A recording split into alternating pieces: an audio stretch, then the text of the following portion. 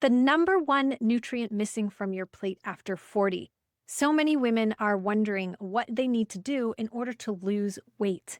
But after 18 years as a dietitian, I can tell you that the number one thing missing from almost every single plate I've ever reviewed is the same thing each time. Women come to me eating healthy, like salads and smoothies and low-fat everything, doing everything right, and yet they're still stuck. They're exhausted. The scale doesn't budge. The truth most women don't hear enough of, it's not about eating less, right? That's what we hear all the time, that you have to eat less and move more. But the truth is that it's not about eating less. It's about eating enough of the right things.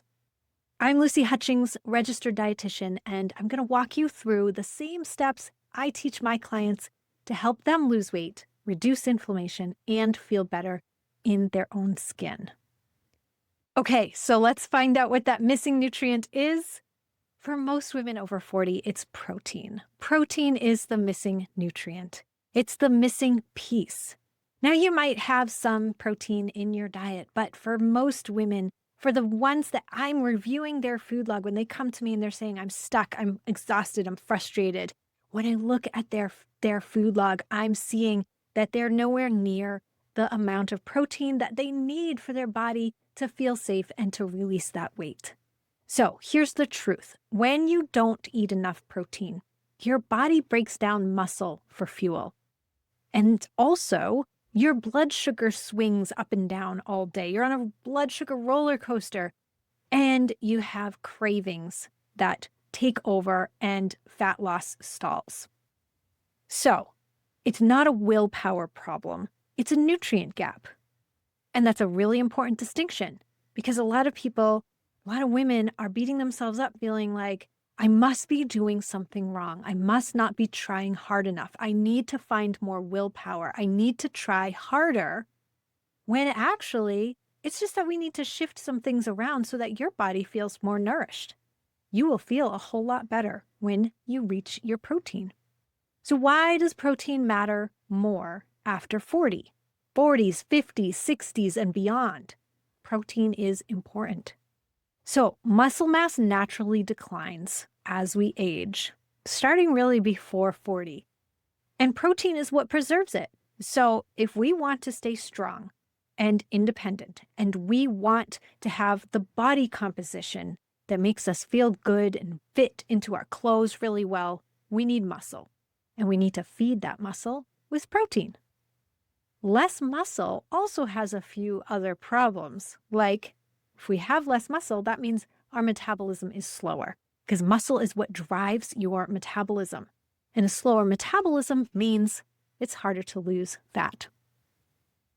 And then the other thing that happens for women in perimenopause is that estrogen drop makes muscle loss worse. So as soon as that estrogen starts to fluctuate and decrease, we have more muscle loss, and it's harder to keep that muscle on. So if you're beyond menopause, you have this as well. It is actually harder without estrogen to keep your muscle. So we have to work even harder. We have to be building muscle. We have to be eating protein. Protein stabilizes blood sugar and keeps hunger in check.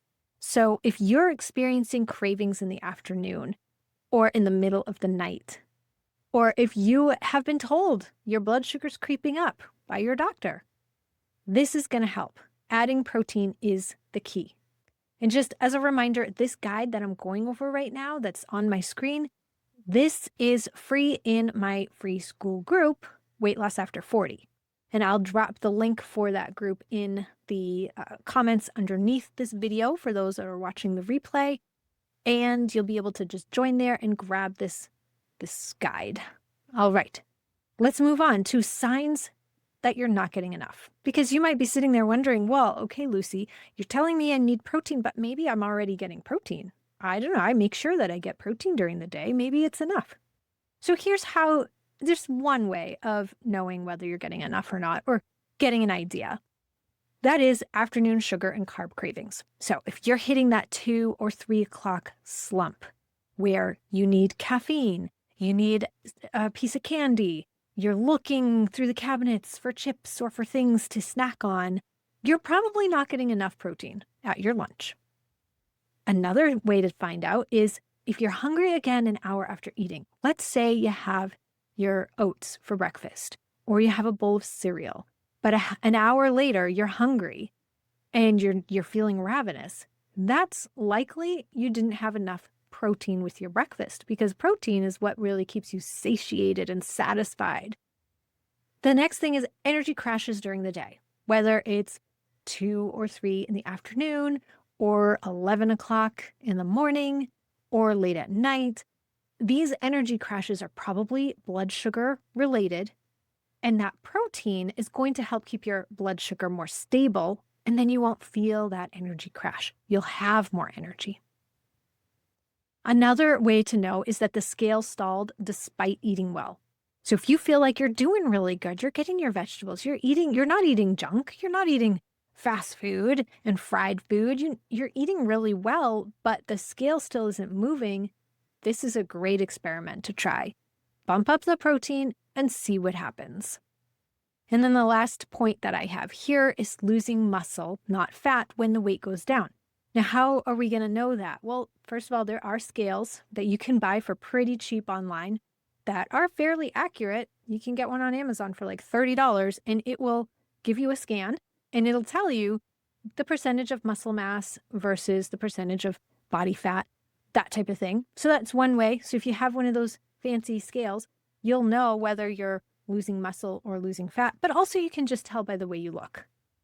And a lot of times, this is one of the things that happens when people are taking GLP-1 medications.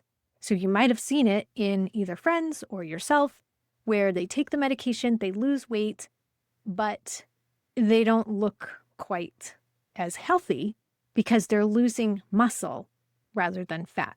So if you're not feeling very strong, but the weight is going down, then you're probably losing muscle and not fat. That means we need more protein and more muscle building activities. Okay, so how much do you actually need and easy ways to get it?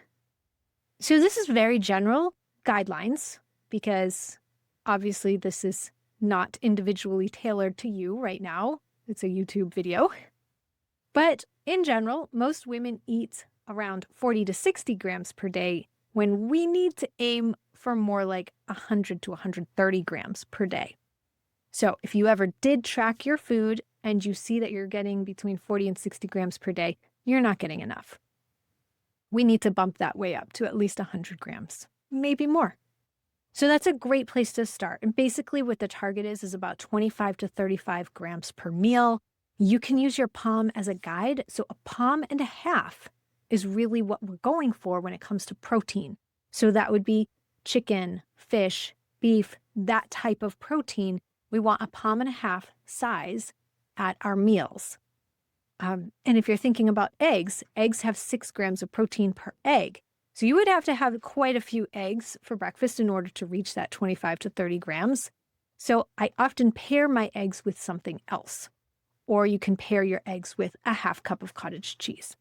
So let's get into that. Let's talk about breakfast, because that is where that's the easiest place to start when you're working on adding protein. So if this is a new goal for you, start with breakfast, because that sets your hunger for the day. It kind of sets the vibe for the day. If you start the day with something very high in carbs, which may look like oats or a bowl of cereal or toast or bagel or muffin or coffee with some kind of sweetener in it, that's going to start the roller coaster, the blood sugar roller coaster right from the start of the day, and you're going to struggle. If you start the day with protein, you're going to feel a big difference in your energy and your cravings. It's going to give you a great start to the day. So whenever that is, there's no rules about what time you have to have breakfast, but whenever you do have your first meal, let's try and make it with breakfast. So things like eggs, Greek yogurt, cottage cheese, or protein smoothie are all good, typical breakfast protein options. Now, I would encourage you to think outside the typical breakfast box. because that can get really old and boring. And some people, I think even in this room today, don't eat eggs or dairy. So that makes it difficult. But have no fear, because that is not the only place we find protein. And you can eat anything for breakfast. It doesn't have to be typical breakfast food. And the women that have the most success give up this idea that they need to have a particular type of food for breakfast. So leftovers work great for breakfast. It can be leftover chicken. It could be a turkey roll-up. Hard-boiled eggs are always great to have on hand. I keep them on hand so that when I'm running out the door, I do have a quick breakfast option. But going back to the leftovers, try it, ladies. It's not as weird as it sounds, but you can have leftover anything. I've had burgers before. That's what I had with my eggs this morning, was a leftover burger from last night. I've had pork chops. I've had chicken, all kinds of things, because the key is having protein for breakfast. All right, so there's no tracking necessary. If you just go by your palm and you just make sure that you have protein at every single meal and that you're focusing on making sure that there's a protein on your plate, then that's a great place to start. You don't need to track it any more than that. So here are your action steps. I want you to add 25 to 35 grams of protein to every meal this week if you can. Wouldn't that be amazing? You're going to feel a change in your energy. You're going to feel a change in your cravings. It even helps women get rid of the sugar, which helps them sleep better. And when we sleep better, we have more chance of losing weight faster. Next action step, start with breakfast. In fact, if that's the only thing you can do this week, just stick to that action step. Start with breakfast, make it your highest protein meal of the day. And if you do notice afternoon cravings, see if it makes a difference if you put some more protein with your breakfast or more protein with your lunch. Experiment a little bit. Bump up the protein and see what happens.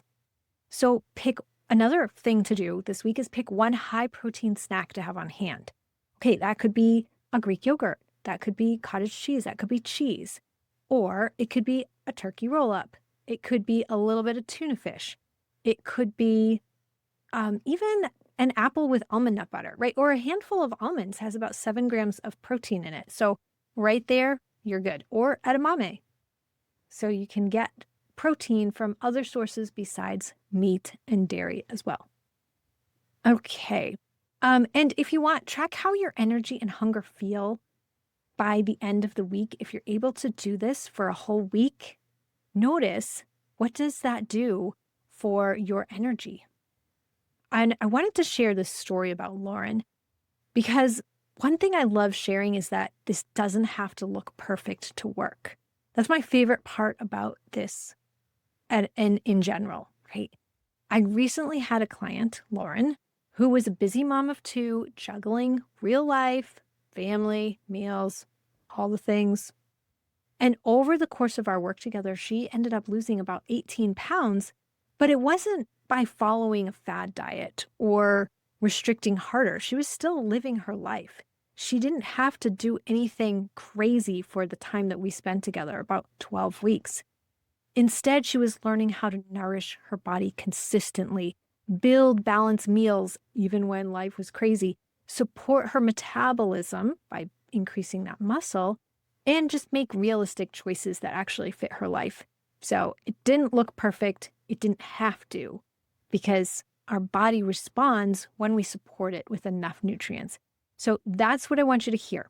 When you stop fighting your body and stop feeling like you have to force it to lose weight, and you start supporting it, that's when things really start to shift. And for those listening or watching the replay, if you want a personalized eating strategy that fits your life, like I did for Lauren, the link to book a 15-minute call is going to be in the description below this video. And I'd love to chat. So you've got this. I'm rooting for you. Thanks for watching.